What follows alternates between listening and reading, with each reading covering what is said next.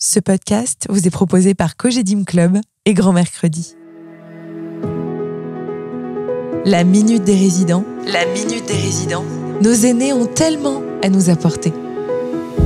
Ce podcast vous propose de faire un pas de côté, le temps d'un café avec Yvette, Armand ou encore Monique.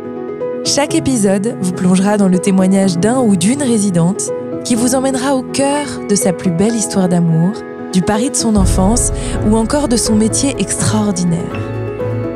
Vous entendrez souvent de la douceur, des souvenirs vibrants, de l'énergie à revendre, mais surtout une envie profonde de transmettre. Allez, suivez-moi. Dans ce 5e épisode, nous avons rendez-vous avec Suzanne, qui vit dans la résidence Cogedim Club, Promenade Lafayette à Lyon. À l'heure où l'égalité homme-femme est au cœur des enjeux de notre société, Suzanne a accepté de partager avec nous son histoire et sa vision très personnelle de ce débat. Elle ne manquera pas de surprendre, vous allez voir. Je vous souhaite une très bonne écoute. Bonjour madame. Alors pour commencer, est-ce que vous pourriez vous présenter ? Je m'appelle madame Pirot Suzanne, j'ai 79 ans et je suis en résidence senior Cogedim à Lyon. J'étais gérante de société dans une grande maison parisienne, dans la confiserie et chocolat.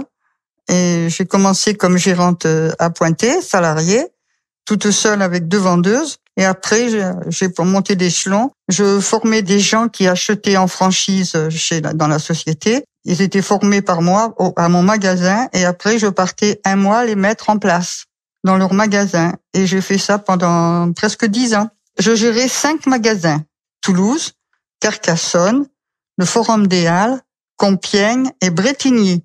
Comment avez-vous réussi à concilier votre vie professionnelle et votre vie de famille ? J'avais les week-ends, c'est tout. Je m'éclatais et puis j'avais mon mari à la maison qui gardait les enfants, donc ça allait très bien.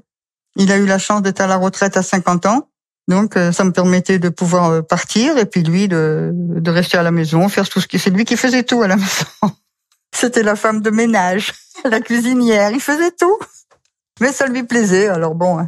Pour lui, c'était naturel, puisque moi, j'allais pour gagner la vie, parce qu'on avait fait construire et tout, fallait payer la maison, alors voilà, il fallait pas qu'il y ait qu'un salaire, c'était pas possible.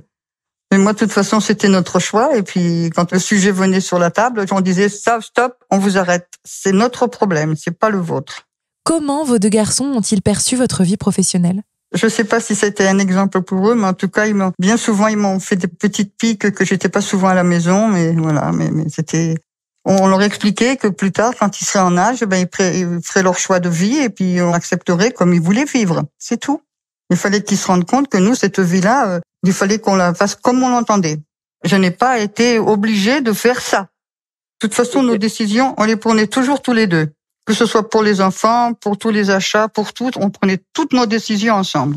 Quelle est votre vision de la place de la femme dans la société d'aujourd'hui ? Je pense que les femmes sont beaucoup trop libérées. C'est pas bon. Quand je suis rentrée dans cette société, je suis rentrée comme simple gérante à Pointé, mais je faisais mon travail, mais je visais pas plus haut. Et puis c'est au fil du temps, quand on a vu mes capacités et tout, à gérer, à commander, et tout, c'est là quand j'ai monté d'échelon. Et après, moi, j'étais investie, très investie, et j'ai fait ça jusqu'à ce que je parte à la retraite.